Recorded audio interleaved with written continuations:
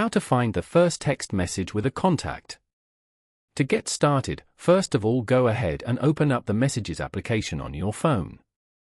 The Messages app on iPhone allows users to send and receive text messages, photos, videos, and other media with other iPhone users via iMessage or with non-Apple devices via SMS or MMS.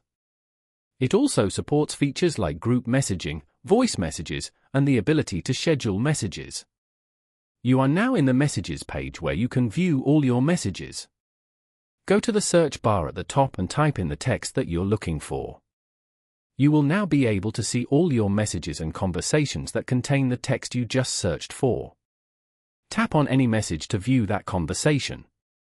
Following these steps, you can easily find the first text message with a contact.